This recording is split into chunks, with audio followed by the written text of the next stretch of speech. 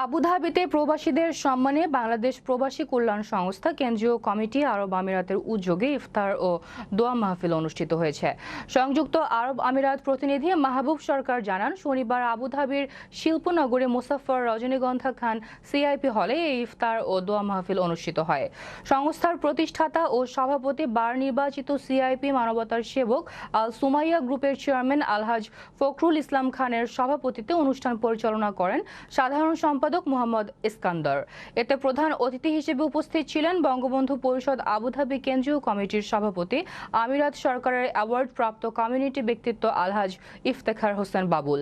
বিশেষ অতিথি হিসেবে উপস্থিত ছিলেন আবুধাবিস্থ বাংলাদেশ দূতাবাসের শ্রম মিনিস্টার আব্দুল আউয়াল, বাংলাদেশ সমিতি আরব আমিরাতের সভাপতি প্রকৌশলী মোয়াজ্জেম হোসেন এবং জনতা ব্যাংক আরব আমিরাতের সিইও মোহাম্মদ কামরুজ্জামান।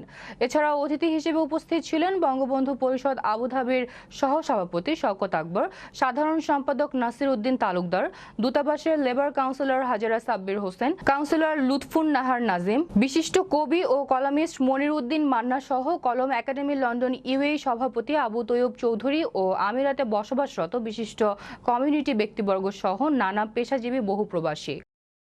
বিগত বছর নিয়ে এবছর আমরা প্রায় 5-10 হাজার মাদ্রাসায় আমরা ত্রাণ দিয়েছি। 60টা লাশের আবেদন আছে শুধু অনলি এই মাসে। এভাবে কন্টিনিউ আমাদের জনাব ফখরুল ইসলাম সাহেব নিজের পক্ষ থেকে, নিজের ব্যক্তিগত ফান্ড থেকে এই সমস্ত লাশগুলো পাঠানোর জন্য সবসময় এগিয়ে যাচ্ছে। মানুষ ওনার কাছে আবেদনগুলো নিয়ে আসছে। ফখরুল ইসলাম খান সিআইপি মহোদয়ের একক নেতৃত্বে বাংলাদেশ প্রবাসী কল্যাণ সংস্থা আজকে বাংলাদেশ কমিউনিটির জন্য অনেক ভূমিকা রেখে যাচ্ছে। তারই আলোকে প্রতি বছর আমাদের মাহে রমজান উপলক্ষে যে ইফতার এবং দোয়া মাহফিল আয়োজন করা হয়, এবছরে আমাদের সুন্দরভাবে অনুষ্ঠিত হয়েছে। ওনাকে ধন্যবাদ প্রবাসের মাটিতে যত সুন্দর একটি আয়োজন করার জন্য।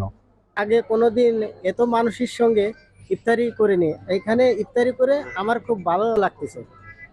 আবুধাবিতে আছি, মনে হচ্ছে বাংলাদেশ, এটা একটা বাংলাদেশ হয়ে গেছে।